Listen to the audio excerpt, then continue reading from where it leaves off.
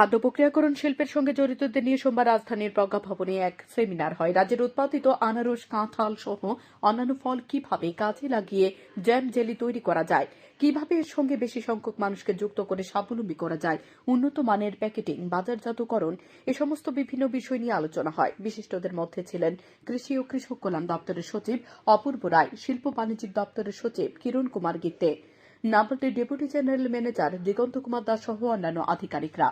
কেন্দ্রীয় সরকারের খাদ্য প্রক্রিয়াকরণ দপ্তর ও ইন্ডিয়ান চেম্বার অব কমার্স যৌথভাবে অনুষ্ঠানের আয়োজন করেন।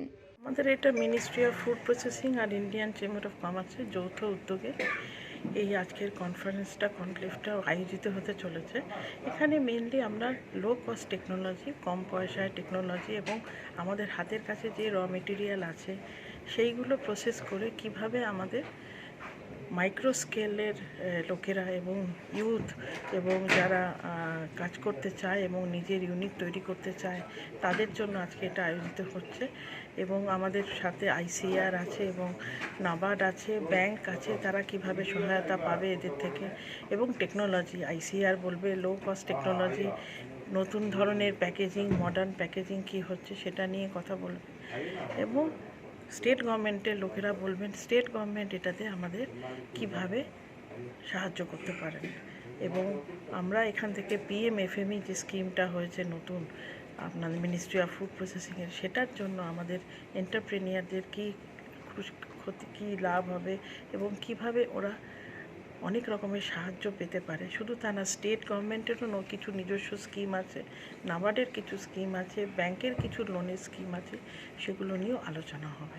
এবং আজকে যে এন্টারপ্রেনিয়াররা এবং সেলফ হেল্প গ্রুপের মানুষরা এসছেন তাদের থেকেও জানবো তাদের কি অসুবিধা হচ্ছে। এবং গভর্নমেন্টের লোক থাকবেন, সবাই মিলে সব স্টেক হোল্ডাররা একসাথে মিলে আমরা এটা আয়োজন করেছি। এবং এটার যে রিপোর্টটা হবে এটা আমরা মিনিস্ট্রি অফ ফুড প্রসেসিংকে পাঠাবো, নীতি আয়োগকে পাঠাবো এবং স্টেট গভর্নমেন্টকে পাঠাবো।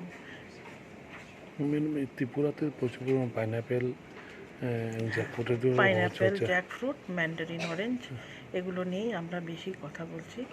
এবং আর কি নতুন প্রোডাক্ট হতে পারে, পাইনাপেল নিয়ে এক্ষুনি কথা হচ্ছিল আমাদের অপূর্ব রায় স্যারের সাথে।